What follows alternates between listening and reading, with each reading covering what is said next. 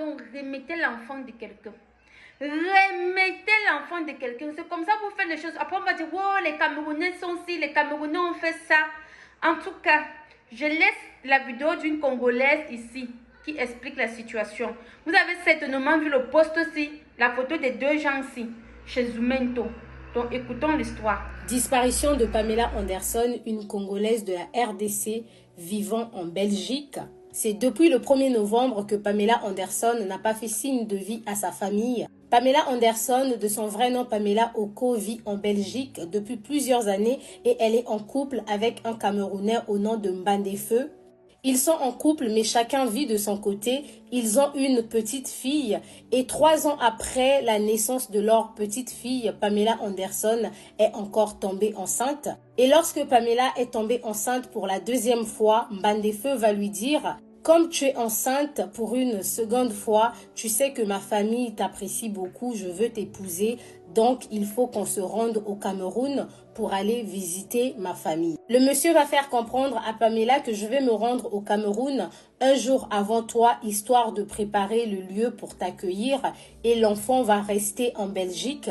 L'enfant ne viendra pas avec nous, elle restera en Belgique avec mon petit frère. C'est comme ça que sans même informer sa famille, Pamela va accepter de se rendre à Douala et vous avez ici la preuve du billet acheté par le monsieur. Monsieur, lui, va quitter Bruxelles le 30 octobre et Pamela aussi le 31 octobre va confier la petite au petit frère du monsieur comme prévu et elle va voyager pour Douala.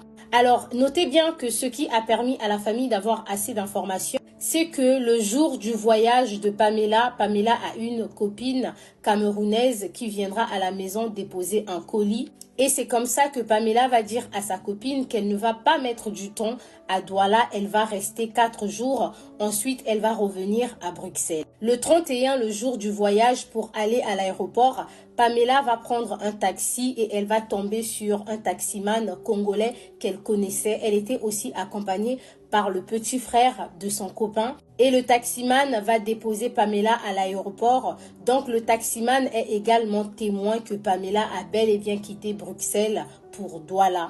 Arrivée au Cameroun, elle a été bel et bien reçue par son copain.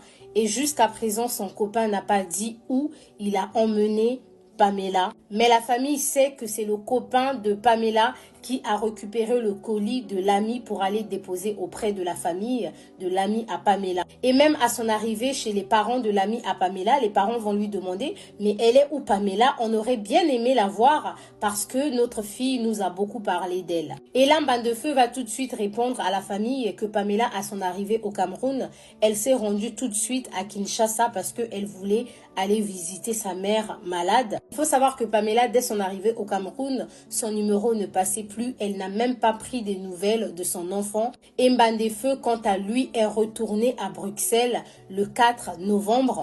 Après son retour à Bruxelles, quelques jours après, il a commencé à chercher Pamela. Lorsque la nouvelle de la disparition de Pamela a commencé à se propager dans la ville, le chauffeur de taxi qui connaissait Pamela a confirmé à l'ami de Pamela que le 31 octobre, j'avais bien accompagné Pamela à l'aéroport. Elle était également avec le petit frère de son homme. Elle m'a dit qu'elle se rendait au Cameroun. C'est comme ça que les parents de Pamela ont commencé à s'inquiéter pour leur fille et l'ami de Pamela a contacté la famille de Pamela à Kinshasa.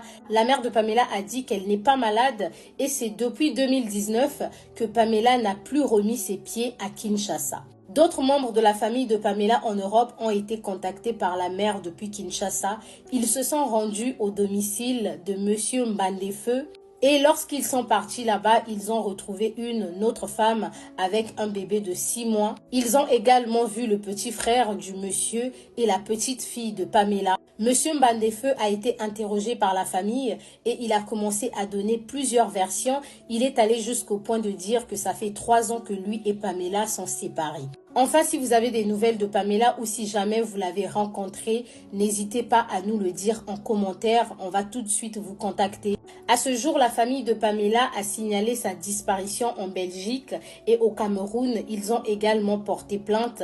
Donc, on reste connecté pour plus d'informations.